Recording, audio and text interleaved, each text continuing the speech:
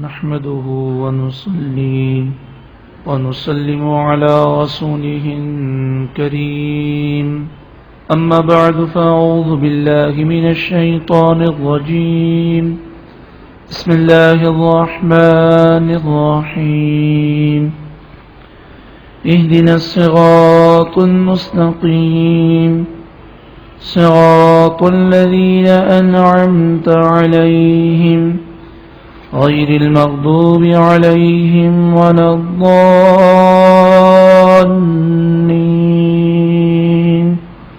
صدق الله العلي العظيم وصدق رسوله النبي الكريم عقیدت المحبت کے ساتھ عقید جہاں صلی اللہ علیہ وآلہ وسلم پر درود و سلام پڑھیے۔ اللہم صلی علی سیدنا و مولانا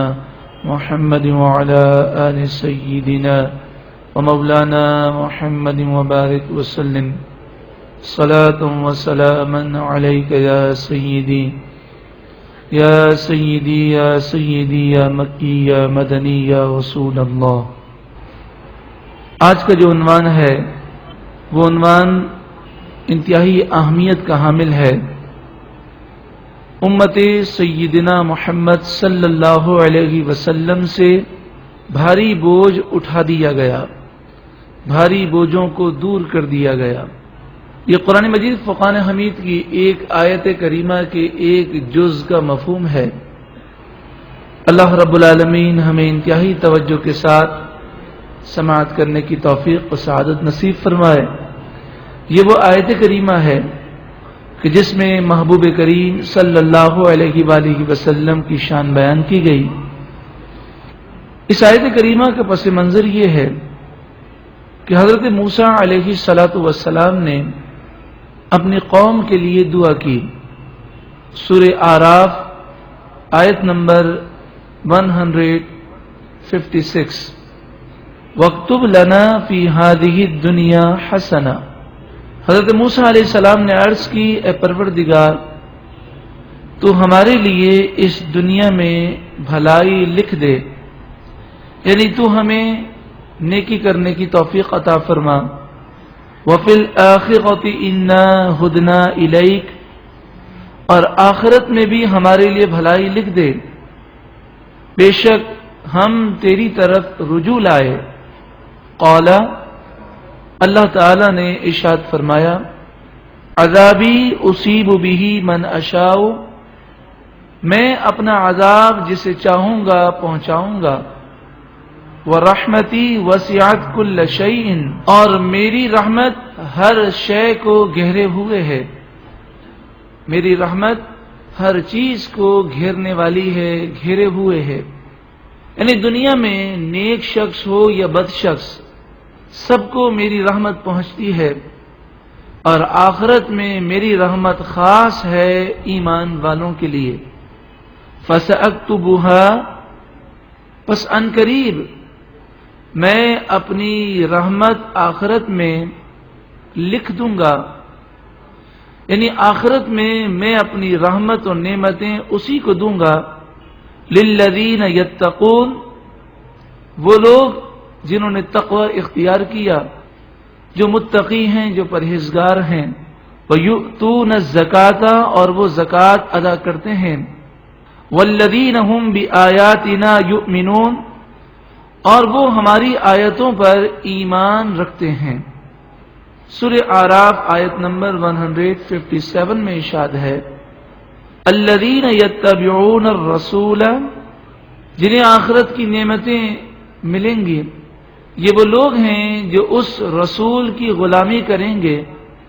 النبی الامی، کہ جن کا لقب نبی امی ہوگا۔ الذی یجدونہ مکتوبا عندہم فی التوراۃ والانجیل، جس کی شان یہ لوگ لکھی ہوئی پائیں گے اپنے پاس توریت اور انجیل میں۔ یأمرہم بالمعروف، وہ نبی نیکی کا حکم دیں گے۔ وَيَنْهَاهُمْ عَنِ الْمُنْكَرِ، اور وہ انہیں برائی سے روکیں گے۔ وَيُحِلُّ لَهُمُ الطَّيِّبَاتِ، اور ان کے لیے پاکیزہ چیزیں حلال کریں گے، وَيُحَرِّمُ عَلَيْهِمُ الْخَبَائِثَ اور ان پر گندی چیزیں حرام کریں گے، وَيَدَعُ عَنْهُمْ إِصْرَهُمْ اور ان سے بھاری بوجھ کو دور کر دیں گے، وَالْأَغْلَالَ الَّتِي كَانَتْ عَلَيْهِمْ اور گلے کے جو پھندے ان لوگوں پر ہوں گے یہ نبی انہیں ان پھندوں سے آزاد کریں گے۔ فَالَّذِينَ آمَنُوا بِهِ پس وہ لوگ جو اس نبی پر ایمان لائے، وَعَزَّرُوهُ اور جنہوں نے اس نبی کی تعظیم و توقیر کی، وَنَصَرُوهُ اور جنہوں نے اس نبی کے لائے ہوئے دین کی مدد کی، وَاتَّبَعُوا النُّورَ الَّذِي أُنزِلَ مَعَهُ اور جن لوگوں نے اس نور یعنی قرآن کی پیروی کی، اس کا کہنا مانا کہ جو قرآن ان کے ساتھ نازل کیا گیا، اولئک هم المفلحون یہی لوگ کامیاب ہونے والے ہیں۔ یہ وہ آیت کریمہ ہے کہ جس کا درس ہمیں سماعت کرنا ہے۔ ہم نے ان دونوں آیتوں کا ترجمہ سماعت کیا اور ہم نے دیکھا کہ حضرت موسیٰ علیہ السلام اپنی امت کے لیے دعا کر رہے ہیں، تو اللہ تبارک و تعالی نے انہیں حکم دیا اور ان پر یہ وحی نازل فرمائی کہ میری نعمتیں اور میری رحمتیں ان لوگوں کو ملیں گی جو نبی آخر الزماں حضرت محمد مصطفیٰ صلی اللہ علیہ وسلم کی سچی پکی غلامی کریں گے۔ اب دیکھیں اس آیت کریمہ میں واضح طور پر معلوم ہوا کہ نبی اکرم صلی اللہ علیہ وآلہ وسلم کا ذکر پچھلی امتوں میں موجود تھا، بلکہ حقیقت تو یہ ہے کہ ہر نبی نے اپنی امت سے نبی اکرم صلی اللہ علیہ وآلہ وسلم کے متعلق عہد لیا۔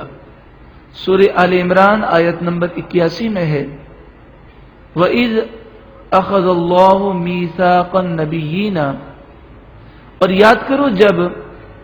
اللہ تعالی نے نبیوں سے پختہ وعدہ لیا، لما آتیتکم من کتاب و حکمہ کہ جب میں تمہیں کتاب و حکمت دوں، ثم جاءکم رسول مصدق لما معکم پھر تمہارے پاس وہ رسول آئیں کہ جو تمہارے پاس موجود کتابوں کی تصدیق کرنے والے ہوں، لتؤمنن بہ وَلَتَنْصُرُنَّ تو اے نبیوں تم ضرور بضرور ان پر ایمان لانا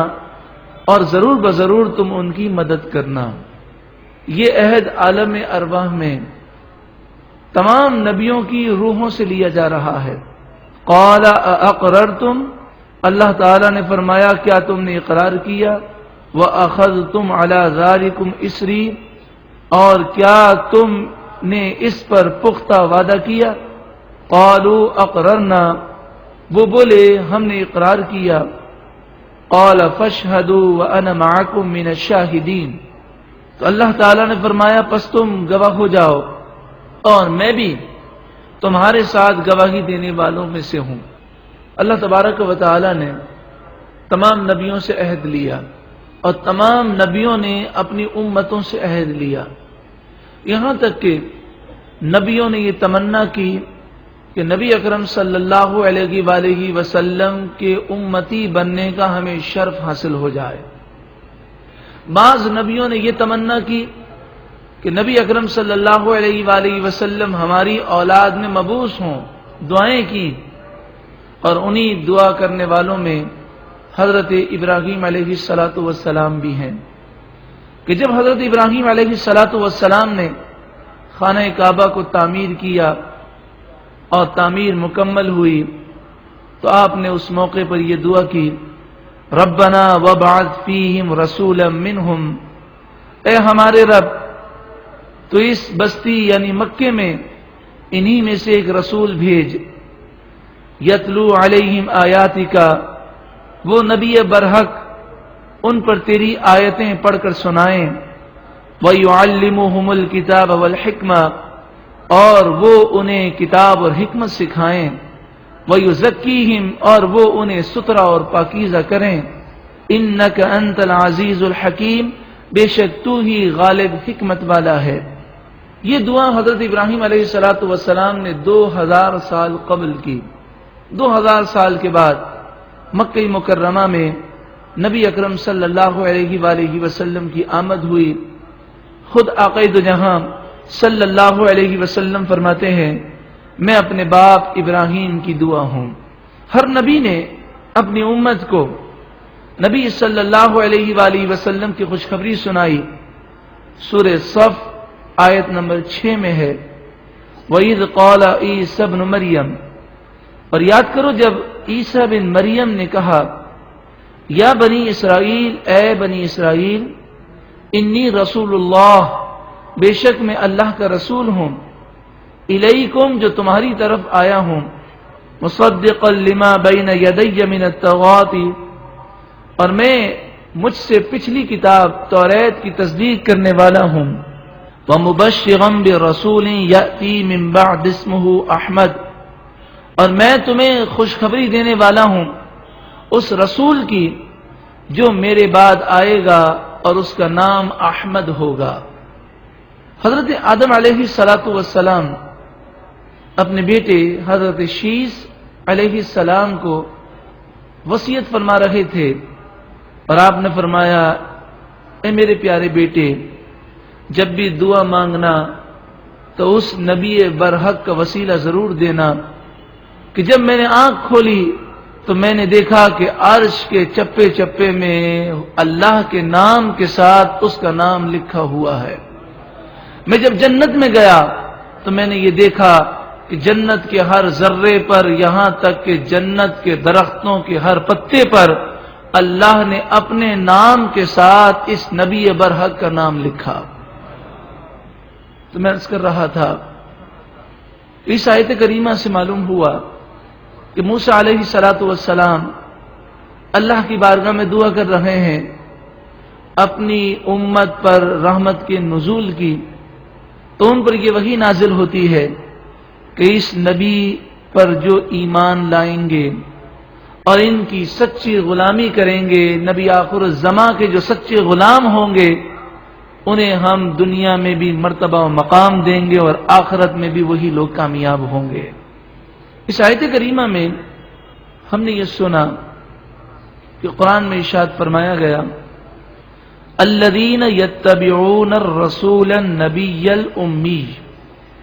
ساری رحمتیں اسے ملیں گی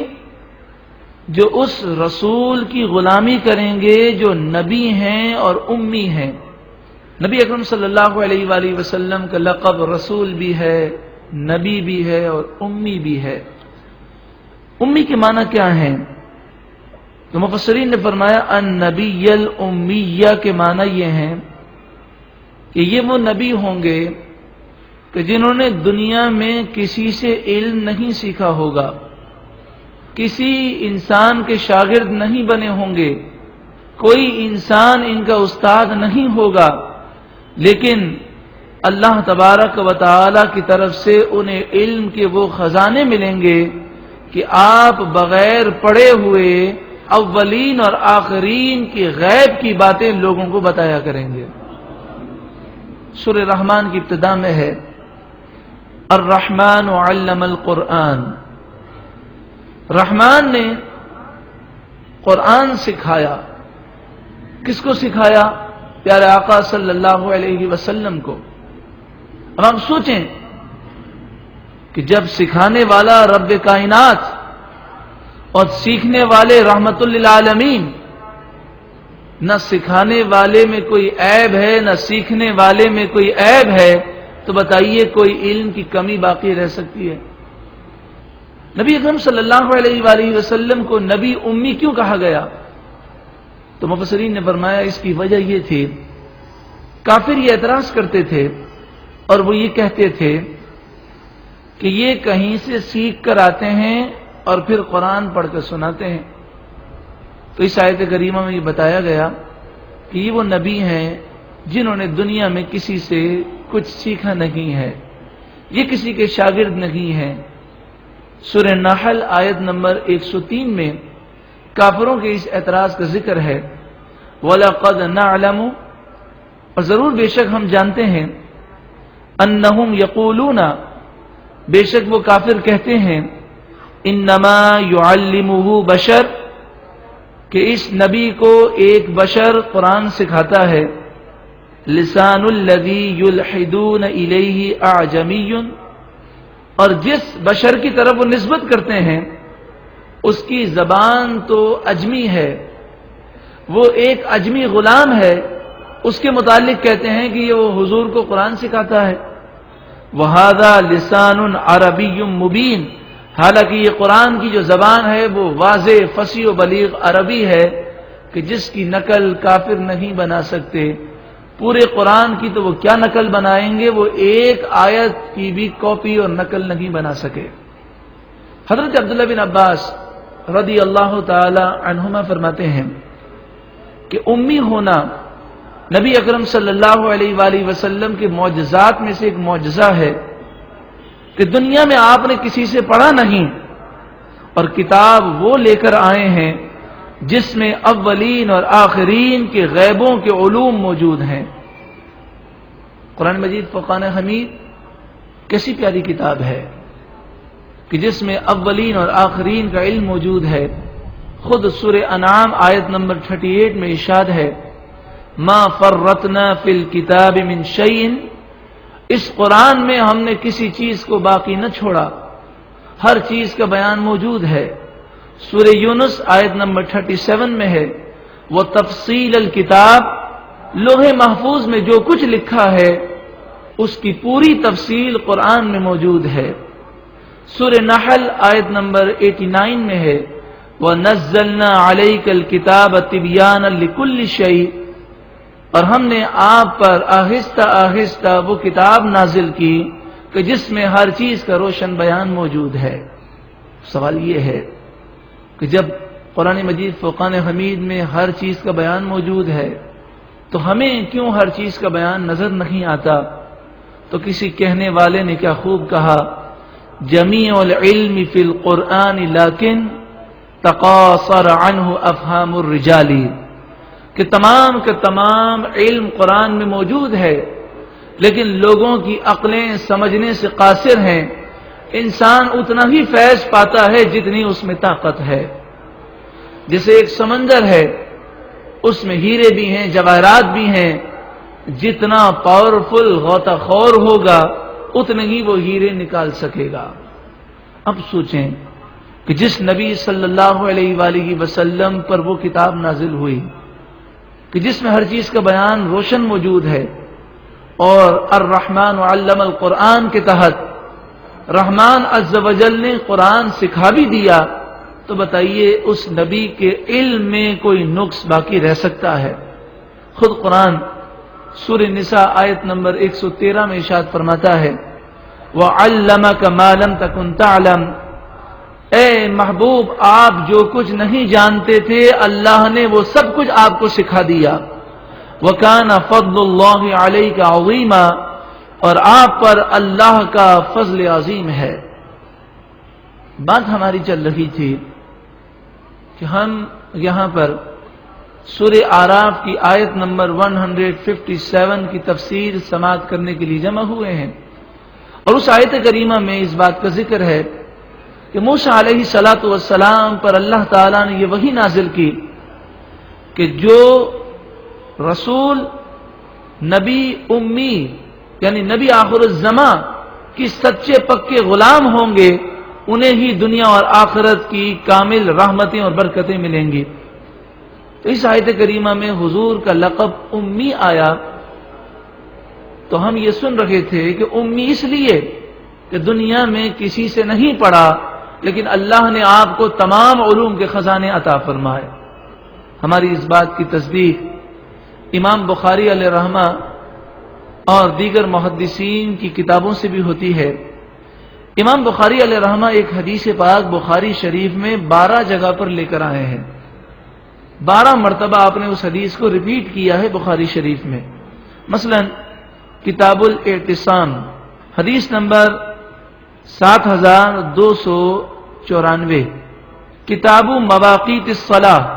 حدیث نمبر 540، کتاب العلم حدیث نمبر 93، اور یہ حدیث مسلم شریف میں بھی ہے، مسند امام احمد بن حنبل میں بھی ہے، مسند ابو یعلا میں بھی ہے، ابن حبان نے بھی روایت کیا، اور امام طبرانی نے معجم اوسط میں بھی اس حدیث پاک کو ذکر کیا۔ حدیث کیا ہے؟ ان انس بن مالک رضی اللہ تعالی عنہ، حضرت انس بن مالک رضی اللہ تعالی عنہ سے روایت ہے، ان النبی صلی اللہ علیہ وسلم خرج، نبی اکرم صلی اللہ علیہ وآلہ وسلم اپنے دولت خانے سے باہر تشریف لائے،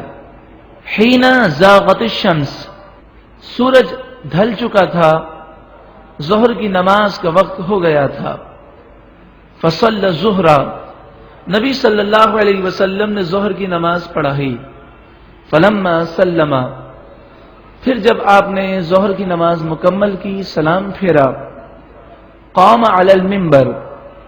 نبی صلی اللہ علیہ وسلم منبر پر جلوہ افروز ہوئے، فذکر الساعہ، اور پھر آپ نے قیامت کا ذکر کیا، وذکر، اور ذکر کیا، ان بین یدیہا امورا عظاما، کہ قیامت سے پہلے کون کون سے واقعات ہوں گے، نبی صلی اللہ علیہ وآلہ وسلم نے ان کا ذکر کیا، تو لوگوں نے سوالات کرنے شروع کر دیے، ان میں منافقین بھی تھے، منافقین نے اعتراضات کرنے شروع کر دیے، یعنی ان کے سوال کرنے کا مقصد حضور کے علم پر اعتراض کرنا تھا۔ کوئی پوچھنے لگا میں کہاں مروں گا، کوئی کہنے لگا میرا باپ کون ہے، تو کئی قسم کے نبی اکرم صلی اللہ علیہ وسلم سے سوال ہوئے۔ نبی صلی اللہ علیہ وآلہ وسلم اللہ کی عطا سے بہت کچھ جانتے ہیں، اولین آخرین کا علم رکھتے ہیں، مگر بہت ساری باتیں راز کی ہوتی ہیں جو ہر ایک کو بتائی نہیں جا سکتی، تو کئی سوال کے جواب میں حضور خاموش ہو جاتے کہ وہ راز کی باتیں ہوتی، وہ بتانے کا حکم نہ ہوتا، تو منافقین اس پر یہ اعتراض کرتے اور حضور کے علم پر وہ تانا دیتے۔ تو جب انہوں نے سوالات بہت زیادہ کیے تو نبی اکرم صلی اللہ علیہ وآلہ وسلم جلال میں آئے، ثم قال، پھر آپ نے فرمایا، من احب ان يسأل عن شيء فليسأل عنه، جس کو مجھ سے جو سوال کرنا ہے کرے، فواللہ، پس اللہ کی قسم، لا تسألونی عن شيء الا اخبرتکم به ما دمت فی مقامی هذا، اللہ کی قسم میں جب تک اس مقام پر کھڑا ہوں آج کوئی پردہ باقی نہ رکھوں گا اور کوئی راز باقی نہ رکھوں گا، آج جب تک میں کھڑا ہوں تمہیں جو پوچھو گے، تم جو سوال کرو گے میں اس کا جواب دوں گا۔ لوگوں نے پوچھنا شروع کر دیا، فقام الیہ رجل، ایک شخص کھڑا ہوا، وہ منافق تھا، حضور کے پیچھے نماز پڑھتا، قرآن کی تلاوت بھی کرتا، جہاد میں بھی شریک ہوتا، لیکن دل میں حضور کی محبت نہیں تھی، حضور صلی اللہ علیہ وسلم پر دل سے ایمان لے کر نہیں آیا تھا، تو اس نے یہ خیال کیا کہ حضور صلی اللہ علیہ وآلہ وسلم مجھے نماز پڑھتا ہوا دیکھتے ہیں، قرآن پڑھتا ہوا دیکھتے ہیں، جہاد میں دیکھتے ہیں، تو حضور صلی اللہ علیہ وآلہ وسلم مجھے جنت کی بشارت سنا دیں گے، اور پھر باہر نکل کر میں کہوں گا کہ حضور دعویٰ کرتے ہیں اور میرے ایمان کا تو پتہ نہیں۔ فقال این مدخلی یا رسول اللہ، تو وہ کھڑا ہوا اور کہنے لگا یا رسول اللہ مرنے کے بعد میں کہاں جاؤں گا؟ قال، رسول اللہ صلی اللہ علیہ وسلم نے فرمایا النار، تو جہنمی ہے، کیونکہ حضور نے فرما دیا تھا کہ آج میں راز نہیں رکھوں گا، جو حقیقت ہوگی وہ بیان کر دی جائے گی اور کسی کا پردہ نہ رکھا جائے گا، اور تمہیں یہ بتا دیا جائے گا کہ اللہ نے مجھے کیا علم کی شان دی ہے۔ فقام عبداللہ بن حذافہ، حضرت عبداللہ بن حذافہ کھڑے ہوئے، فقال من ابی یا رسول اللہ، کہنے لگے یا رسول اللہ میرا باپ کون ہے؟ قال ابوک حذیفہ، رسول اللہ صلی اللہ علیہ وسلم نے فرمایا تیرا باپ حذیفہ ہے۔ علامہ عینی فرماتے ہیں ان عبد اللہ بن حذیفہ کان یطعن فی نسبہ، حضرت عبداللہ بن حذیفہ کے نسب میں تانا دیا جاتا تھا۔ لوگ یہ کہتے تھے کہ زمانہ جاہلیت میں اس کی ماں نے غلط کام کیا ہے، فاراد ان یبین له ذلک، تو انہوں نے یہ ارادہ کیا کہ رسول اللہ صلی اللہ علیہ وسلم اس کی وضاحت کر دیں۔ اب آپ سوچیں کہ نکاح پر تو گواہ ہو سکتے ہیں، لیکن یہ بچہ کس کے نطفے سے ہے اس پر کوئی گواہ نہیں ہو سکتا۔ رسول اللہ صلی اللہ علیہ وسلم سے عبداللہ بن حذیفہ کیا پوچھ رہے ہیں؟ یا رسول اللہ میرا سگا باپ کون ہے؟ یعنی آج یہ بتا دیجئے کہ مجھ پر جو تانا دیا جاتا ہے وہ صحیح ہے یا غلط ہے۔ جب حضور نے فرمایا کہ تمہارے والد وہی ہیں اور تم پر جو تانا ہے وہ جھوٹا ہے، تو حضرت عبداللہ بن حذیفہ مجلس سے اٹھے اور بھاگے بھاگے اپنی ماں کے پاس گئے اور کہا ماں مبارک ہو،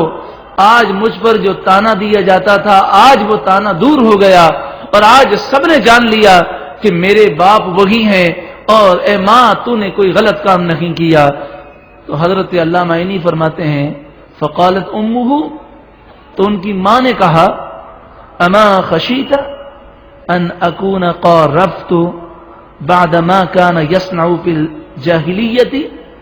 ماں نے کہا ارے تجھے ڈر نہیں لگا کہ زمانے جاہلیت میں یہ کام برے نہیں سمجھے جاتے تھے؟ ارے تجھے ڈر نہیں لگا اگر میں نے یہ گناہ کیا ہوتا تو آج رسول اللہ صلی اللہ علیہ وسلم ضرور وضاحت کر دیتے اور آج حقیقت بیان کر دیتے، تو پھر کتنی رسوائی ہوتی تیری ماں کی۔ اکنت فادحی عند رسول اللہ، کیا تو مجھے رسول اللہ کے دربار میں ذلیل و رسوا کر دیتا؟ فقال واللہ لو الحقنی بعبد للحقت به، حضرت عبداللہ نے کہا اللہ کی قسم مجھے رسول اللہ کے علم پر اتنا بھروسہ ہے کہ اگر رسول اللہ کسی حبشی غلام سے بھی میری نسبت کر دیتے تو میں اسے اپنا باپ مان لیتا اور میں اپنا نسب بدل لیتا۔ یہ صحابہ کرام علیہم رضوان کا عشق ہے کہ وہ جانتے ہیں کہ اللہ تبارک و تعالی نے نبی اکرم صلی اللہ علیہ وآلہ وسلم کو علم کی وہ بلندیاں عطا فرمائی۔ قرآن مجید فرقان حمید میں دوسرے مقام پر ارشاد ہے وما هو علی الغیب بضنین، یہ نبی غیب بتانے میں بخیل نہیں ہے، یہ غیب کے خزانے رکھتے بھی ہیں اور اسے اپنے ماننے والوں پر لٹاتے بھی ہیں۔ بخاری شریف کتاب بدء الخلق حدیث نمبر 3192، کتاب القدر حدیث نمبر 6604، مسلم شریف کتاب الفتن، ترمذی، ابو داؤد اور مسند امام احمد بن حنبل میں یہ حدیث پاک ہے، اور اس کے راوی حضرت عمر بھی ہیں، حضرت حذیفہ بھی ہیں، حضرت عمر بن اخطب بھی ہیں، اور کئی صحابہ کرام نے اس حدیث پاک کو روایت کیا کہ صلی بنا رسول اللہ صلی اللہ علیہ وسلم الفجر، نبی اکرم صلی اللہ علیہ وآلہ وسلم نے فجر کی نماز پڑھائی، وصعد المنبر، اور آپ منبر پر تشریف لے گئے، فخطبنا، اور آپ نے ہم سے وعظ کیا، حتی حضرت الظہر، یہاں تک کہ ظہر کی نماز کا وقت ہو گیا، فنزل فصلى ثم صعد المنبر، پھر آپ اترے، ظہر کی نماز پڑھائی، پھر منبر پر جلوہ افروز ہوئے، فخطبنا، آپ نے ہم سے وعظ فرمایا، حتی حضرت العصر، یہاں تک کہ عصر کی نماز کا وقت ہو گیا، ثم نزل فصلى ثم صعد المنبر، پھر آپ اترے اور عصر کی نماز پڑھائی اور پھر منبر پر دوبارہ جلوہ افروز ہوئے، فخطبنا حتی غربت الشمس، پھر آپ نے خطبہ دیا یہاں تک کہ سورج غروب ہو گیا۔ فجر کی نماز سے لے کر مغرب تک یہ خطبہ تھا۔ یہ وقت بہت مختصر ہے،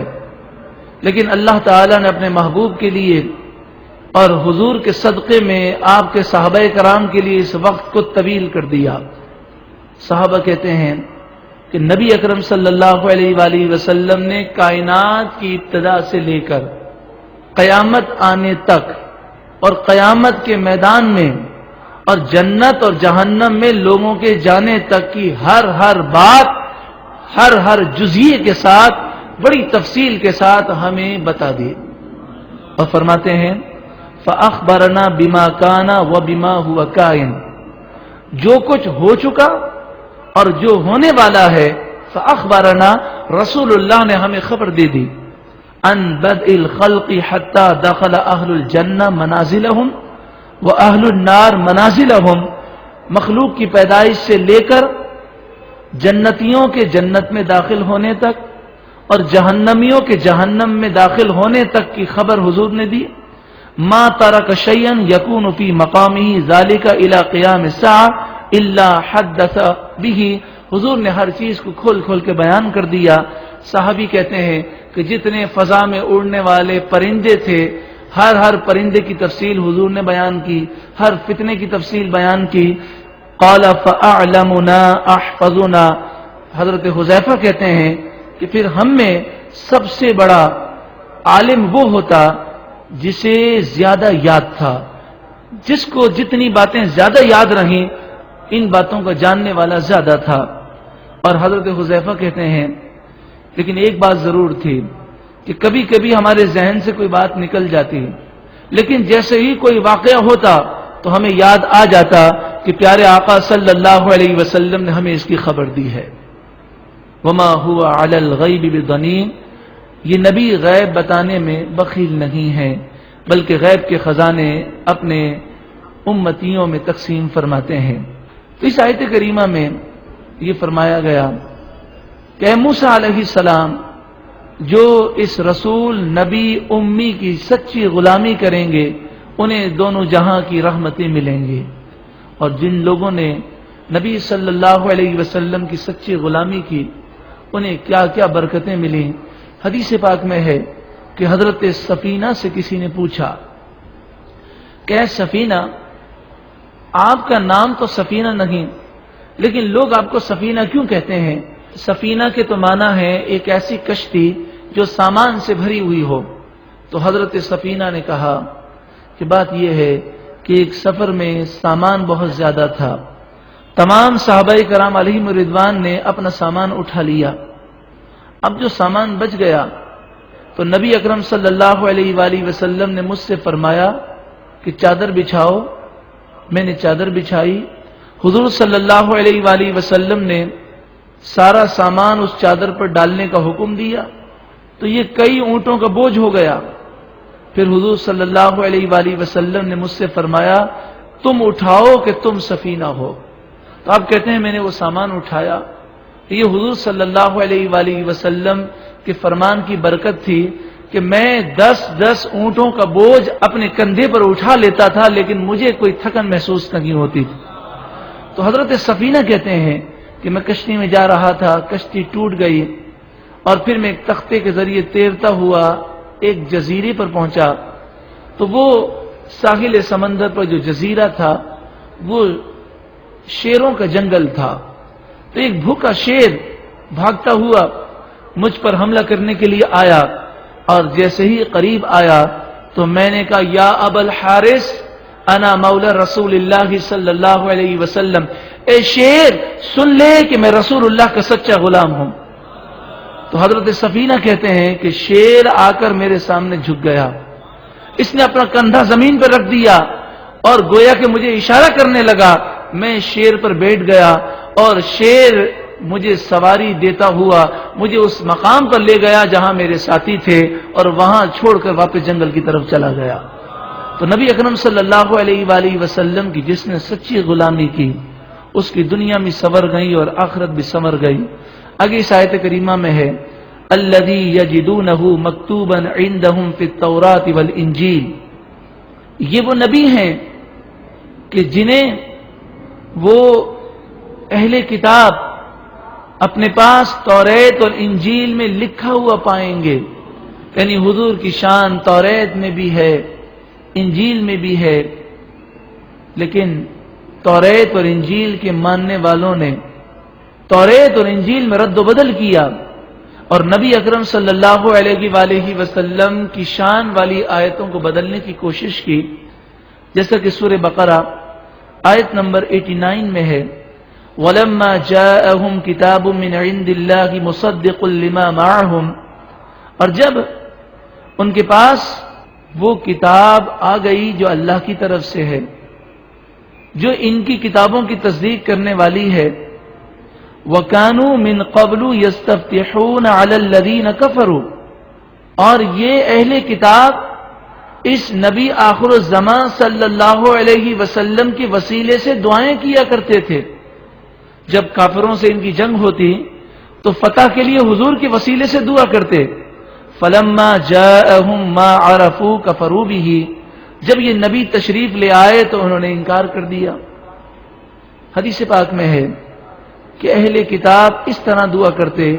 اللہم انا نسألک بحق نبیک، اے اللہ ہم تجھ سے تیرے اس نبی کا تجھے واسطہ دیتے ہیں، الذی وعدتنا ان تبعثہ فی آخر الزمان، کہ جس کا تو نے وعدہ کیا ہے کہ تو انہیں آخری زمانے میں مبعوث فرمائے گا، ان تنصرنا اليوم علی عدونا، یہ اہل کتاب اس طرح دعا کرتے کہ اے اللہ تو اس نبی برحق صلی اللہ علیہ وسلم کے صدقے میں آج ہماری دشمن کے خلاف مدد فرما۔ فینصرون، راوی حدیث کہتے ہیں کہ جب وہ اس طرح دعا کرتے تو ان کی مدد کر دی جاتی، لیکن جب نبی صلی اللہ علیہ وسلم آئے، توریت اور انجیل کے ماننے والوں نے حضور کو ماننے سے انکار کر دیا اور توریت اور انجیل کو بدلنے کی کوشش کی۔ سورہ بقرہ آیت نمبر 75 میں ہے، وَقَدْ كَانَ فَرِيقٌ مِّنْهُمْ يَسْمَعُونَ كَلَامَ اللَّهِ، ان یہودیوں میں سے ایک گروہ وہ ہے کہ جو اللہ کے کلام کو سنتا ہے، ثُمَّ يُحَرِّفُونَهُ مِن بَعْدِ مَا عَقَلُوهُ، پھر سمجھنے کے باوجود اسے بدل دیتا ہے، وَهُمْ يَعْلَمُونَ، حالانکہ وہ جانتے ہیں۔ حضرت کعب احبار رضی اللہ تعالی عنہ نے نبی اکرم صلی اللہ علیہ وآلہ وسلم کا زمانہ پایا، صدیق اکبر کا زمانہ پایا، لیکن ایمان نہ لائے اور حضرت عمر کے زمانے میں ایمان لائے۔ حضرت عبداللہ بن عباس رضی اللہ تعالی عنہما نے ان سے پوچھا کہ آپ حضور کے دور میں اور صدیق اکبر کے دور میں ایمان کیوں لے کر نہ آئے، حالانکہ آپ تو یہودیوں کے بہت بڑے عالم تھے؟ تو حضرت کعب احبار نے کہا، بات دراصل یہ ہے کہ جب میرا باپ مرنے لگا تو اس نے مجھے توریت کا ایک نسخہ دیا اور کہا، بیٹا یہ توریت کا نسخہ سچا نسخہ ہے، اور باقی میری لائبریری میں، میرے گھر میں جتنی توریت کے نسخے ہیں اس میں سے کسی کو کھول کے پڑھنا مت، ان تمام نسخوں پر میں نے سیل لگا دی ہے، انہیں پیک کر دیا ہے، بس ہدایت جو ہے اسی توریت کے نسخے میں ہے جو میں تجھے دے رہا ہوں۔ آپ کہتے ہیں کہ میں اس توریت کو پڑھتا اور نبی آخر الزمان کی نشانیاں اس توریت میں ڈھونڈتا، مجھے نہ ملتی، لیکن جب فتوحات پر فتوحات ہونے لگیں اور میں یہ دیکھتا کہ مسلمانوں کی تعداد کم ہے لیکن بڑی آسانی کے ساتھ مسلمان فتح یاب ہونے لگے ہیں، تو پھر میرے ذہن میں یہ خیال ہوا کہ کہیں میرے والد نے مجھ سے کسی چیز کو چھپایا تو نہیں ہے۔ تو آپ کہتے ہیں کہ میں نے سیل کو توڑ دیا اور اپنے والد کے کمرے میں موجود توریت کے دوسرے نسخے جب کھولے تو اس میں حضور کی وہ ساری نشانیاں پائیں جو حضور میں موجود ہیں۔ تو میں نے جب اس کو پڑھا تو پڑھتے ہی میرا دل روشن ہو گیا اور میں ایمان لے کر آ گیا۔ اسے آپ جان سکتے ہیں کہ اہل کتاب نے نبی اکرم صلی اللہ علیہ وآلہ وسلم کی نشانیاں چھپانے کی کیسی کوششیں کی۔ قرآن مجید فرقان حمید میں دوسرے مقام پر ارشاد ہے، الذین آتیناہم الکتاب یعرفونہ کما یعرفون ابناءہم، جنہیں ہم نے کتاب دی وہ اس نبی کو ایسے پہچانتے ہیں جیسے اپنے بچوں کو پہچانتے ہیں۔ وَإِنَّ فَرِيقًا مِّنْهُمْ لَيَكْتُمُونَ الْحَقَّ وَهُمْ يَعْلَمُونَ، اور بے شک ان میں سے ایک گروہ جان بوجھ کر ضرور حق کو چھپاتا ہے۔ حضرت عبداللہ بن سلام رضی اللہ تعالی عنہ سے حضرت عمر نے پوچھا، حضرت عبداللہ بن سلام وہ صحابی ہیں کہ جو پہلے یہودیوں کے بہت بڑے عالم تھے، پھر ایمان لائے۔ تو حضرت عبداللہ بن سلام سے یہ پوچھا کہ قرآن مجید فرقان حمید میں ہے کہ یہ اس نبی کو ایسے پہچانتے ہیں کہ گویا کہ جیسے اپنے بچوں کو پہچانتے ہیں، اس سے کیا مراد ہے؟ تو حضرت عمر کو حضرت عبداللہ بن سلام نے کہا کہ جیسے بچہ کسی کے سامنے آتا ہے تو پوچھنے کی ضرورت نہیں ہوتی کہ یہ میرا بچہ ہے کہ نہیں، انسان اپنے بچے کو اس کی شکل اور اس کے حلیے کو اچھی طرح پہچانتا ہے۔ تو حضرت عبداللہ بن سلام کہتے ہیں کہ جب مدینے میں سرکار دو عالم صلی اللہ علیہ وسلم کی آمد ہوئی اور سب حضور کی زیارت کے لیے جا رہے تھے، میں بھی حضور کے دیدار کے لیے پہنچا تو میں دیکھتے ہی پہچان گیا کہ یہ وہی سچے نبی ہیں، اور مجھے کسی اور نشانی کی ضرورت نہ ہوئی۔ حضور کا چہرہ مبارک سب سے بڑی دلیل ہے، جو حضور کے چہرے کو دیکھے سچے دل سے تو وہ ایمان لے آئے۔ یمن میں تبا خاندان کے حکمرانوں کے بعد ربی بن نضر یہ یمن کا بادشاہ بنا۔ اس نے خواب دیکھا، صدیوں پرانی بات ہے، تو اس نے خواب کی تعبیر بتانے والے سے پوچھا، تو اس اہل کتاب میں سے ایک شخص نے اپنی کتابوں میں دی ہوئی نشانیاں اور اس خواب کو ملا کر اسے یہ بتایا، نبی ذکی یأتیہ الوحی من قبل العلی۔ اس نے یہ بتایا کہ ان قریب عرب میں نبی آخر الزمان صلی اللہ علیہ وآلہ وسلم کی آمد ہونے والی ہے کہ جو نبی ہیں، ذکی ہیں، اللہ کی طرف سے ان پر وحی نازل ہوگی۔ کسرا نوشیروہ نے خواب دیکھا کہ اس کا سفید محل میں زلزلہ آیا اور 14 کنگرے اس کے محل کے ٹوٹ گئے، اور اس نے خواب میں یہ دیکھا کہ ایران کی وہ آگ کہ جو 1000 سال سے جل رہی تھی وہ آگ بجھ گئی۔ جب اس کی آنکھ کھلی تو بڑا پریشان ہوا، نجومیوں سے پوچھا تو نجومیوں نے کہا کہ اس بچے کی ولادت ہو چکی ہے کہ جو نبی آخر الزمان صلی اللہ علیہ وسلم ہے۔ تھوڑی دیر گزری تھی کہ اسے یہ اطلاع مل گئی کہ جو خواب میں دیکھا تھا واقعی ایسا ہوا کہ حضور کی ولادت کی رات وہ آگ جو 1000 سال سے جل رہی تھی وہ بجھ گئی، اور اس محل کے 14 کنگرے ٹوٹ گئے اور محل میں دراریں پڑ گئیں۔ ایک یہودی نبی اکرم صلی اللہ علیہ وآلہ وسلم کی ولادت کی رات مکے میں تھا، تو اس نے لوگوں سے کہا کہ تمہارے خاندان میں کوئی بہت اہم واقعہ ہوا ہے۔ لوگوں نے کہا ہمیں نہیں معلوم۔ کہا معلوم کرو کہ آج کس بچے کی ولادت ہوئی ہے۔ تو جب معلوم کیا تو لوگوں نے بتایا کہ حضرت عبداللہ کے یہاں بچے کی ولادت ہوئی ہے جس کا نام عبد المطلب نے محمد رکھا صلی اللہ علیہ وسلم۔ تو یہ یہودی حضور صلی اللہ علیہ وسلم کے دیدار کے لیے آیا، اور اس نے آپ صلی اللہ علیہ وآلہ وسلم کے دونوں کندھوں کے درمیان مہر نبوت کو دیکھا، اور جب مہر نبوت کو دیکھا تو غش کھا کر بے ہوش ہو گیا، اور جب اس کو ہوش آیا تو اس نے کہا یہ نبی آخر الزمان ہے، اب بنی اسرائیل میں نبوت کا دروازہ بند ہو گیا، یہ آخری نبی ہیں جو بنی اسماعیل سے آئے ہیں۔ ان تمام باتوں سے واضح طور پر معلوم ہوتا ہے کہ توریت اور انجیل کے ماننے والے اس بات کو جانتے تھے، اور ان کی توریت اور انجیل میں یہ بات لکھی تھی کہ نبی آخر الزمان کی یہ نشانیاں ہیں، آپ کا یہ حلیہ مبارک ہے، آپ کی یہ شان ہے۔ لیکن ان لوگوں نے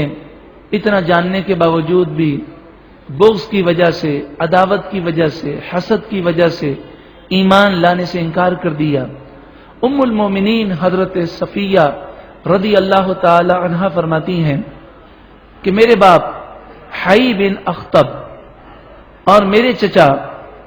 ابو یاسر بن اخطب دونوں یہودی تھے۔ جب نبی اکرم صلی اللہ علیہ وآلہ وسلم کی آمد ہوئی قبا کے مقام پر، اور نبی کریم صلی اللہ علیہ وآلہ وسلم نے قیام کیا، تو یہ دونوں حضور کے دیدار کے لیے گئے، اور جب انہوں نے نبی اکرم صلی اللہ علیہ وسلم کو دیکھا واپس آئے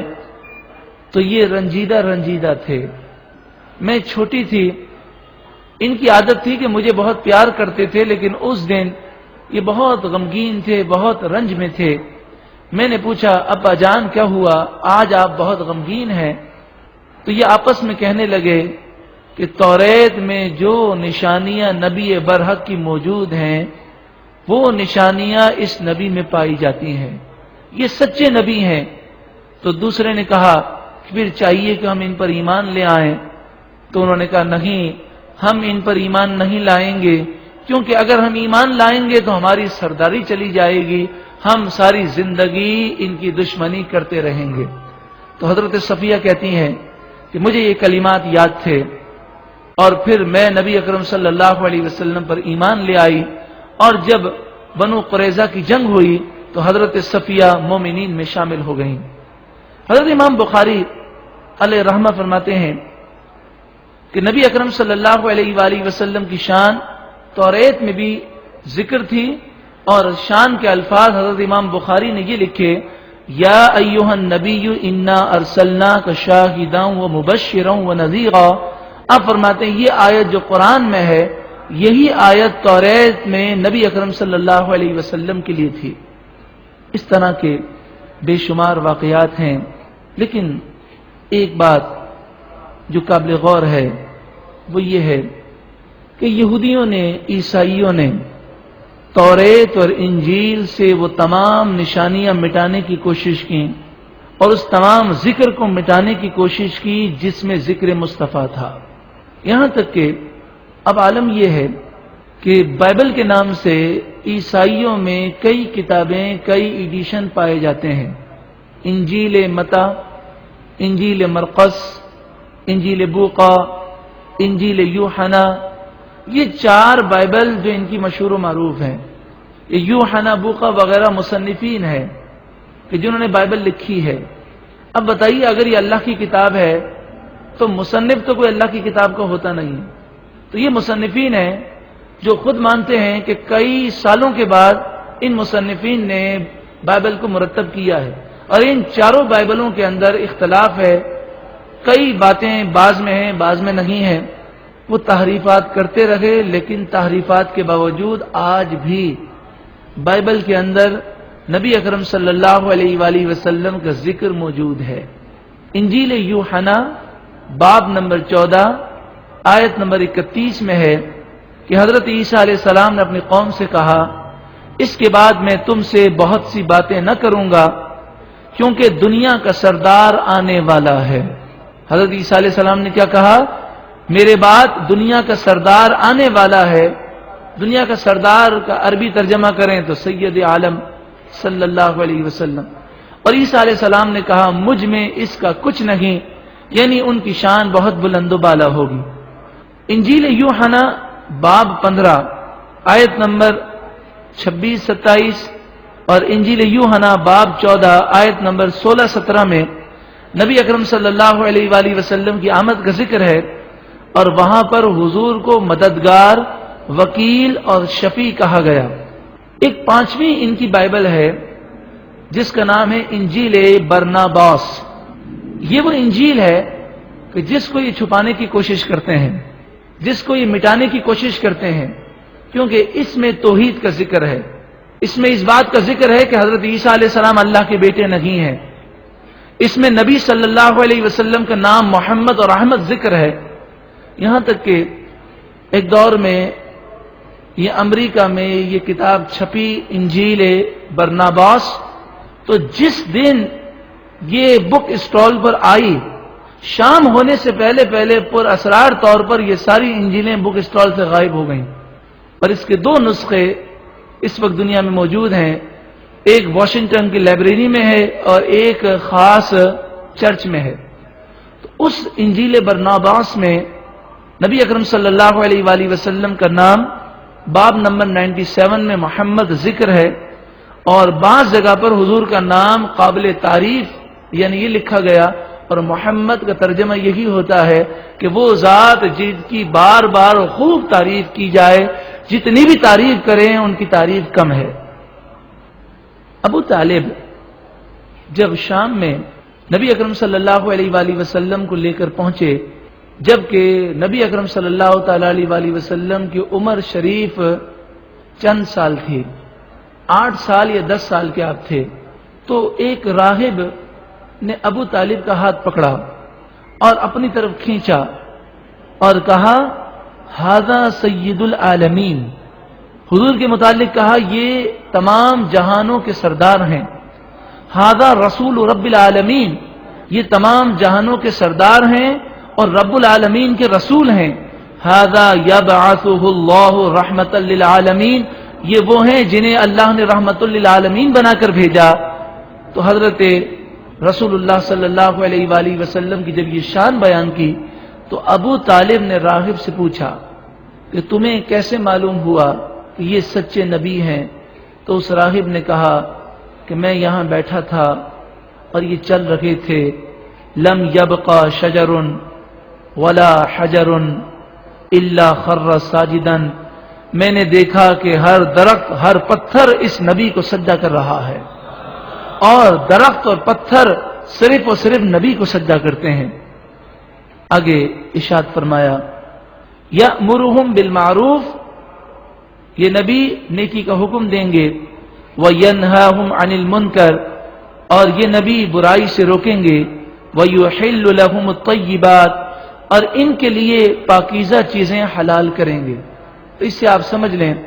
کہ نبی کریم صلی اللہ علیہ وسلم نے جن چیزوں کو حلال کہا وہ یقیناً پاکیزہ ہیں، وَيُحَرِّمُ عَلَيْهِمُ الْخَبَائِثَ، اور گندی چیزیں ان پر حرام کریں گے، جن چیزوں کو رسول اللہ نے حرام قرار دیا یقیناً وہ ہمارے لیے نقصان دہ ہیں، وَيَدَعُ عَنْهُمْ إِسْرَهُمْ وَالْأَغْلَالَ الَّتِي كَانَتْ عَلَيْهِمْ، اور یہ نبی ان سے بوجھوں کو دور کر دیں گے اور گردن میں جو ان لوگوں کے توق اور پھندے پڑے ہوئے تھے یہ نبی ان کے یہ پھندے کھول دیں گے۔ پہلی امتوں میں بعض مسائل میں بڑی سختی تھی، مثلا اگر کوئی کفر کر لے اور اب توبہ کرنا چاہے تو دنیاوی طور پر، آخرت میں تو اس کی توبہ مقبول تھی، لیکن دنیا میں اس کو سزا یہ تھی کہ توبہ اس کی اسی وقت قبول ہوگی جب وہ اپنے آپ کو قتل کرنے کے لیے پیش کر دے۔ لیکن امت محمدیہ صلی اللہ علیہ وسلم میں یہ آسانی ہے کہ اگر کوئی مسلمان ہو اور مرتد ہو جائے تو اسے 3 دن کی مہلت دی جاتی ہے، اگر وہ اسلام قبول کر لے تو اس کی توبہ قبول کر لی جاتی ہے۔ اگر پچھلی امتیں گناہ کرتی تو انہیں یہ سزا تھی کہ جس عضو سے گناہ کیا ہے اس عضو کو کاٹ دو، مثلا بدنگاہی کی تو آنکھ کو پھوڑ دو، ہاتھ سے چوری کی تو ہاتھ پورا نکال دو، اگر پاؤں گناہ کی طرف بڑھا تو پاؤں کاٹ دو۔ لیکن اس امت میں بے شمار آسانیاں ہیں کہ جب بندہ سچی پکی توبہ کرتا ہے تو اس کے گناہوں کو نہ صرف مٹا دیا جاتا ہے بلکہ گناہوں کو نیکیوں سے بدل دیا جاتا ہے۔ پچھلی امتوں میں یہ تھا کہ بدن یا کپڑا ناپاک ہو جائے تو پاک کرنے کی کوئی صورت نہ تھی بلکہ اس کو کاٹ دیا جائے، لیکن ہمیں پاک کرنے کا طریقہ سکھایا گیا۔ پچھلی امتوں میں یہ تھا کہ غنیمت کے مال کو جلا دیا جائے، لیکن ہمیں غنیمت کے استعمال کرنے کی اجازت دی گئی۔ پچھلی امتوں میں یہ تھا کہ جب کوئی رات کو گناہ کرتا تو صبح اس کے دروازے پر غیب سے وہ گناہ لکھ دیا جاتا اور عیبوں پر پردہ نہ رکھا جاتا، اور ہم پر یہ کرم ہے حضور کے صدقے میں کہ جتنے بھی گناہ کریں اللہ پردہ پوشی فرماتا ہے۔ اللہ ہماری دنیا اور آخرت میں پردہ پوشی فرمائے اور ہمیں سچی توبہ کرنے کی توفیق عطا فرمائے۔ حضرت موسیٰ علیہ السلام کی شریعت میں زکوٰۃ فرض تھی، لیکن 25% زکوٰۃ دینا لازم تھا، اور ہمارے یہاں 2.5% ہے۔ اونٹ کا گوشت کھانا حرام، اونٹنی کا دودھ پینا حرام تھا، اسی طرح پرندے کھانا حرام، اسی طرح ہر وہ جانور کھانا حرام تھا ان کی شریعتوں میں کہ جس کے کھر نہ ہوں، اور جو کھر والے جانور تھے ان میں بھی کئی قسم کی چربی کھانا حرام تھا، لیکن نبی اکرم صلی اللہ علیہ وآلہ وسلم کی شریعت میں ہمارے لیے آسانیاں ہیں، یہ چیزیں جو ان پر حرام تھی ہم پر حلال کر دی گئیں۔ نبی اکرم صلی اللہ علیہ وآلہ وسلم امت پر کرم کرنے والے ہیں، آسانی فرمانے والے ہیں۔ آپ فرماتے ہیں اگر میں اپنی امت پر مشقت نہ سمجھتا تو ہر نماز کے لیے مسواک کو لازم کر دیتا۔ آپ فرماتے ہیں اگر میں اپنی امت پر مشکل نہ سمجھتا تو عشاء کی نماز ان پر لازم کر دیتا کہ تہائی رات میں پڑھیں۔ اور آپ فرماتے ہیں اگر میں اپنی امت پر مشکل نہ سمجھتا اور دشوار نہ سمجھتا تو ان پر یہ لازم کر دیتا کہ وہ تہجد کی نماز پڑھیں۔ نبی اکرم صلی اللہ علیہ وآلہ وسلم ایک دن بیان فرما رہے تھے، آپ نے فرمایا لوگوں حج کرو، تم پر حج فرض کیا گیا۔ ایک دیہاتی کھڑے ہو گئے اور عرض کرنے لگے یا رسول اللہ صلی اللہ علیہ وسلم کیا ہر سال حج کرنا ہے؟ تو آپ صلی اللہ علیہ وسلم خاموش رہے اور فرمائے لوگوں تم پر حج فرض کیا گیا، حج کرو۔ وہ پھر کھڑے ہوئے، کہنے لگے یا رسول اللہ کیا ہر سال حج کرنا ہے؟ تو حضور صلی اللہ علیہ وسلم نے پھر اپنی بات کو دہرایا اور فرمایا کہ تم مجھ سے زیادہ سوال نہ کیا کرو، اگر میں نعم کہہ دیتا، اگر میں ہاں کہہ دیتا تو تم پر ہر سال حج فرض ہو جاتا اور پھر تم اسے کرنے کی طاقت نہ رکھتے۔ تو اس سے جہاں نبی صلی اللہ علیہ وآلہ وسلم کی شفقت کا علم ہوا کہ پیارے آقا صلی اللہ علیہ وسلم امت پر کتنے شفیق ہیں، وہاں یہ بھی معلوم ہوا کہ اللہ تعالیٰ نے اپنے محبوب کو کیسی طاقتیں دی ہیں کہ اگر آپ کہہ دیتے کہ ہاں حج فرض ہے تو ہر سال وہ حج فرض ہو جاتا۔ آگے ارشاد فرمایا فالذین آمنوا بہ وعزروہ ونصروہ، پس وہ لوگ جو اس نبی پر ایمان لائے اور اس نبی کی تعظیم و توقیر کی اور اس نبی کے لائے ہوئے دین کی مدد کی، واتبعوا النور الذی انزل معہ، اور جو نور یعنی قرآن ان کے ساتھ نازل کیا گیا اس قرآن کے کہنے پر وہ لوگ چلے، اولئک ھم المفلحون، یہی لوگ کامیاب ہیں۔ دیکھیں ایمان کا ذکر ہے اور ایمان کے بعد اس نبی کی تعظیم و توقیر کا ذکر ہے۔ آپ نے کبھی غور کیا، کبھی سوچا کہ سلمان رشدی یہ کوئی ادیب بھی نہیں تھا، اس کی لکھائی بھی اچھی نہیں تھی، یہ کوئی بہت بڑا صحافی بھی نہیں تھا، اس نے جو ناول لکھا ہے ادب کے لحاظ سے، انگلش کے لٹریچر کے اعتبار سے اس ناول میں انگلش گرامر کی بے شمار غلطیاں ہیں، لیکن کیوں اس ناول پر سلمان رشدی کو ورلڈ ایوارڈ دیا گیا؟ کیوں برطانیہ نے اسے اپنے پاس بلا لیا اور اس کو وہ پروٹوکول دیا جا رہا ہے جو برطانیہ کے وزیر اعظم کو بھی حاصل نہیں؟ اس کی کئی کاپیز بنائی گئیں، یعنی پلاسٹک سرجری کر کے ایسے لوگ بنائے گئے تاکہ سلمان رشدی کو کوئی نقصان نہ پہنچا سکے۔ اس کو اتنا پروموٹ کیوں کیا گیا؟ صرف ایک وجہ تھی کہ یہ ہمارے نبی کا گستاخ اور بے ادب تھا۔ مرزا غلام احمد قادیانی کیا تھا؟ یہ تو کانا تھا، یہ انتہائی بے وقوف و نادان شخص تھا، لیکن کیا وجہ ہے کہ انگریزوں نے مرزا غلام احمد قادیانی کو بہت بڑی زمین دی، لاکھوں پاؤنڈ اسے دیے گئے۔ آج برطانیہ میں کیوں ان پر حکومت برطانیہ پیسوں کی بارش کر رہی ہے؟ کیوں کینیڈا کی گورنمنٹ نے قادیانیوں کو اتنی بڑی زمین دی ہے؟ صرف اس لیے کہ وہ ہمارے نبی کے گستاخ اور بے ادب ہیں۔ رسول اللہ صلی اللہ علیہ وسلم کو آخری نبی نہیں مانتے۔ دنیا میں کہیں بھی اگر کوئی نبی صلی اللہ علیہ وسلم کی شان گھٹانے کی کوشش کرتا ہے تو انگریز، یہود و نصارہ اس سے خوش ہوتے ہیں۔ انگریزوں کے دور میں کئی لوگوں کو شمس العلماء کا خطاب انگریزوں نے دیا، جنہیں علم میں کوئی مہارت نہ تھی، لیکن علماء کا سورج، یہ انگریزوں نے انہیں خطاب کیوں دیا؟ کیونکہ یہ وہ لوگ تھے کہ جنہوں نے نبی صلی اللہ علیہ وسلم کی محبت لوگوں کے سینوں سے نکالنے کی کوشش کی،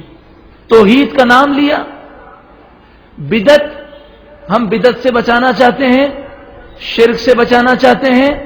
توحید عام کرنا چاہتے ہیں، یہ کہہ کر حضور کی شان، حضور کی عظمت، حضور کی تعظیم، حضور کی محبت نکالنے کی کوشش کی، انہیں نوازا گیا۔ اور دوسری طرف جب آپ ان باتوں کو سنتے ہیں تو آپ بڑی آسانی کے ساتھ سمجھ سکتے ہیں کہ جو شخص حضور کی شان بیان کرے گا، جو حضور کی عظمت لوگوں کے دلوں میں بٹھانے کی کوشش کرے گا، یقیناً اس سے یہود و نصارہ پریشان ہوں گے، ہمارا دشمن شیطان پریشان ہوگا۔ اب آئیے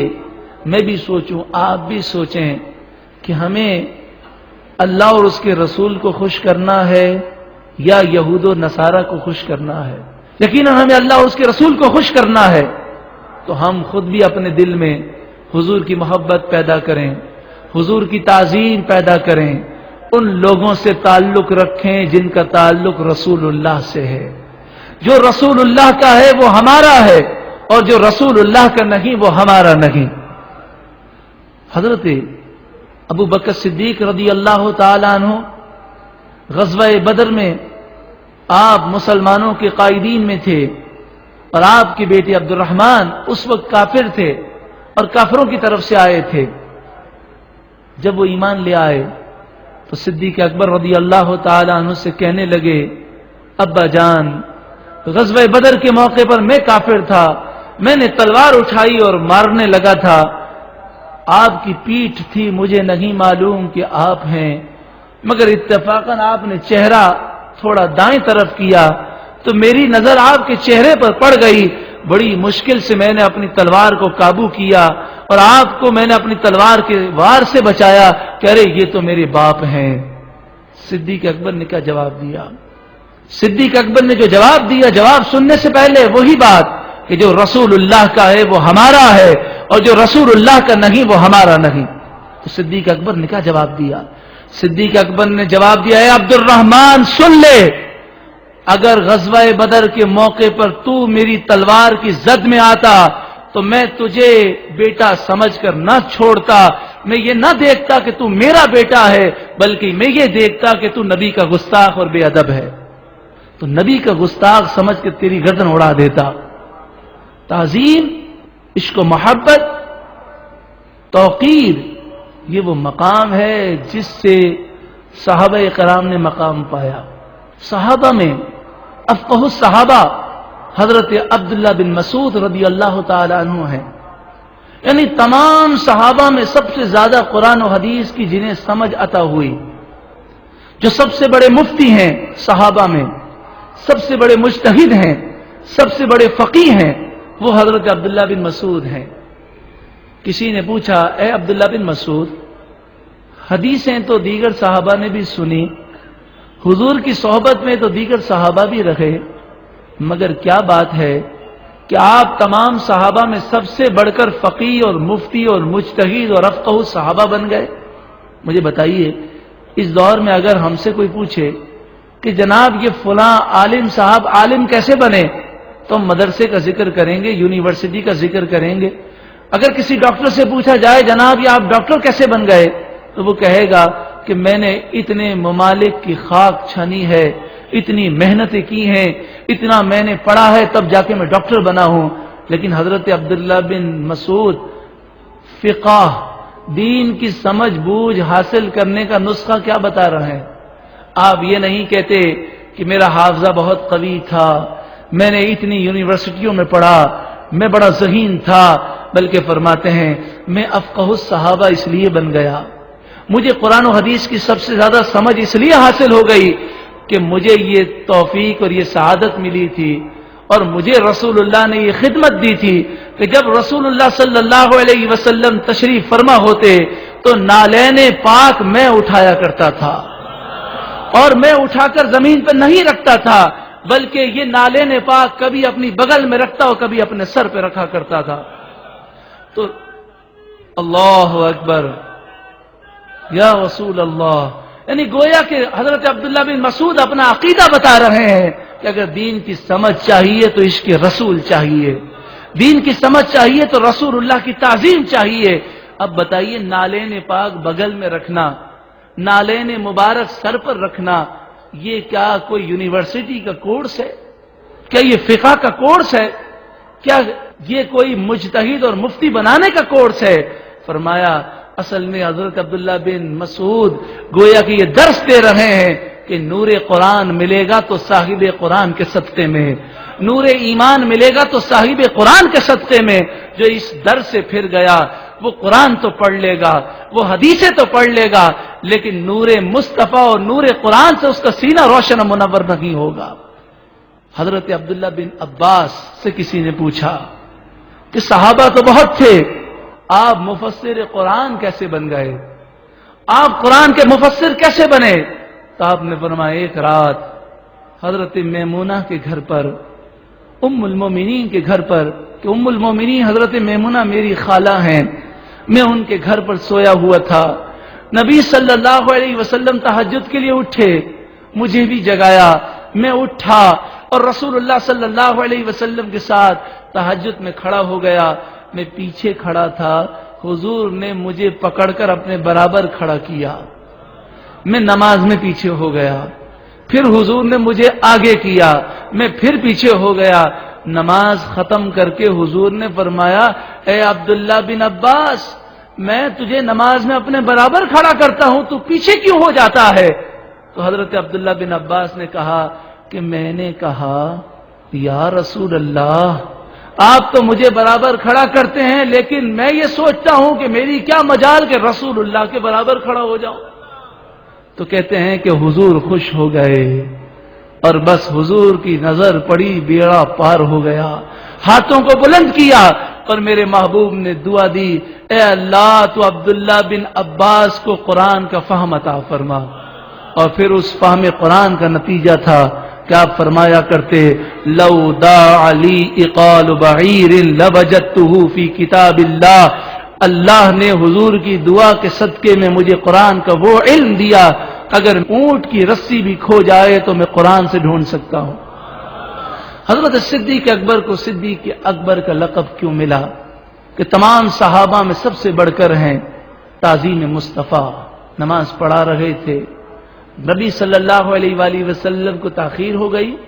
تو حضور فرما کے گئے تھے کہ اگر مجھے تاخیر ہو جائے تو صدیق اکبر کو کہنا کہ وہ نماز پڑھائیں۔ آپ آئے واپس تو صدیق اکبر رضی اللہ تعالیٰ نماز پڑھا رہے تھے، صحابہ نے تصفیق شروع کی، یعنی ہاتھ پر ہاتھ مارنا شروع کیا، صدیق اکبر کو متوجہ کرنے کی کوشش کی، یہاں تک کہ نبی کریم صلی اللہ علیہ وآلہ وسلم آگے تشریف لائے تو صدیق اکبر پیچھے ہٹنے لگے تو حضور نے ہاتھ کے اشارے سے منع کیا، یعنی گویا کہ حضور نے فرمایا تم جہاں کھڑے ہو وہیں کھڑے رہو۔ صدیق اکبر نہ مانے، پیچھے ہٹ گئے، حضور مصلی پہ تشریف لائے اور نماز پڑھائی۔ نماز کے بعد آپ نے صحابہ کو مسئلہ سمجھایا کہ تصفیق نہیں کرنی چاہیے، اگر امام کو متوجہ کرنا ہو تو مردوں کو چاہیے کہ وہ سبحان اللہ کہیں، تصفیق کرنا یعنی ہاتھ پر ہاتھ مارنا یہ تو عورتوں کو اجازت ہے کرنے کی۔ پھر آپ نے صدیق اکبر سے کہا اے صدیق، جب میں نے تجھے کہا کہ تو اپنی جگہ پہ کھڑا رہے تو تو پیچھے کیوں آیا؟ تو صدیق اکبر نے عرض کی ابو قحافہ کے بیٹے کی کیا مجال کہ رسول اللہ پیچھے موجود ہوں اور وہ رسول اللہ کے آگے نماز پڑھائے۔ تو صدیق اکبر رضی اللہ تعالیٰ عنہ ہوں یا عبداللہ بن مسعود ہوں یا حضرت عبداللہ بن عباس ہوں، تمام صحابہ کرام اس آیت کے مصداق ہیں، فالذین آمنوا بہ وعزروہ، پس وہ لوگ جو اس نبی پر ایمان لائے اور انہوں نے اس نبی کی تعظیم کی، توقیر کی، وَنَصَرُوهُ اور اس نبی کے لائے ہوئے دین کی مدد کی، وَاتَّبَعُوا النُّورَ الَّذِي اور انہوں نے کہنا مانا اس نور کا یعنی اس قرآن کا، الَّذِي أُنزِلَ مَعَهُ جو ان کے ساتھ نازل کیا گیا، أُولَئِكَ هُمُ الْمُفْلِحُونَ یہی لوگ کامیاب ہونے والے ہیں۔ اب آپ دیکھیں کہ جب یہودی، عیسائی، کافر حضور کی بے ادبی سے خوش ہوتے ہیں. اور یہ تو آپ جانتے ہی ہیں کہ یورپ کے اندر جب اخبارات نے گستاخی کی تو ان اخبارات کو ورلڈ ایوارڈ دیے گئے، ان کو انعامات دیے گئے، اس قدر یہ ہمارے نبی کے دشمن ہیں. تو کیا ایسے دشمنوں کی تہذیب، تمدن، کلچر، ان کے طور طریقے، ان کا لباس ہم جو اپناتے ہیں، کیا غیرت مومن کی زندہ ہو؟ اگر مومن کا ایمان جاگا ہوا ہو،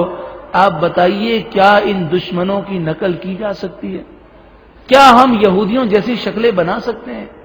کیا ہم عیسائیوں جیسا لباس پہن سکتے ہیں؟ کیا ہم ان کے تہوار، ان کا کلچر، ان کی تہذیب و تمدن اپنا سکتے ہیں؟ کیا ہم جس غفلت کے ساتھ زندگی گزار رہے ہیں کہ صبح سے لے کر رات تک دنیا کی فکریں ہیں، کیا رسول اللہ سے محبت کرنے والے کو یہ زیب دیتا ہے کہ دشمنان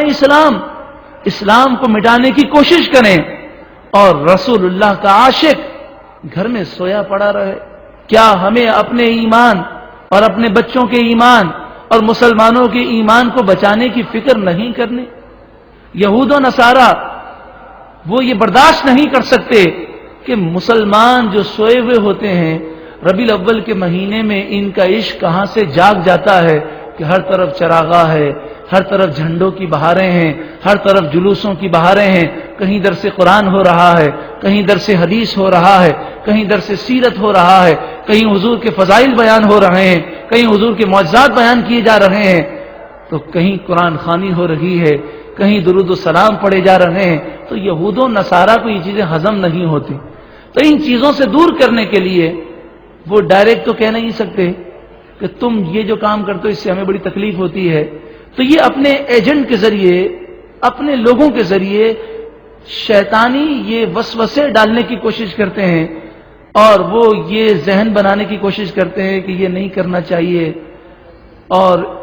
یہ تو صحیح نہیں ہے. تو ان تمام وسوسوں کا جواب اس سی ڈی کے اندر موجود ہے. آپ خود بھی سنیں، اس کو زیادہ تعداد میں لے کر آپ تقسیم کریں. اللہ رب العالمین ہمیں دین اسلام کی خوب خدمت کرنے کی توفیق عطا فرمائے اور زندگی کے یہ لمحات جو ہماری زندگی کے ہیں، ہر لمحہ کاش حضور کی محبت عام کرنے میں صرف ہو جائے. آمین بجاہ النبی الامین صلی اللہ علیہ وسلم. الحمدللہ، اللہ کے فضل، اسی کے احسان اور اسی کی توفیق سے مفتی آصف عبداللہ صاحب کی آواز میں انتہائی اہم بیان بعنوان شرعی اصول اور مروجہ میلاد مصطفیٰ صلی اللہ علیہ وسلم کی کیسٹ اور سی ڈی الحمدللہ منظر عام پر آ چکی ہے، جس میں ولادت مصطفیٰ صلی اللہ علیہ وسلم کے دن خوشیاں منانے، اس دن کو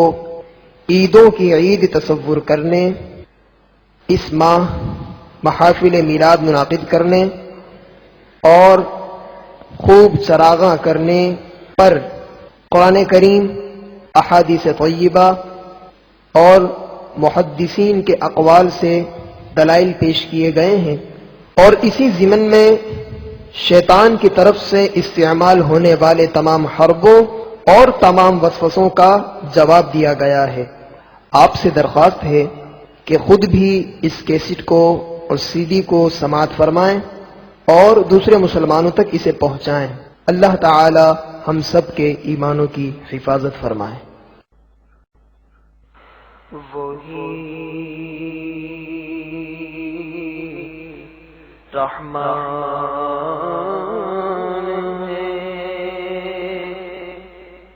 اسی کی رحمتوں کے ہم طلبگار ہیں. یا رحمان یا اللہ، یا رحمان یا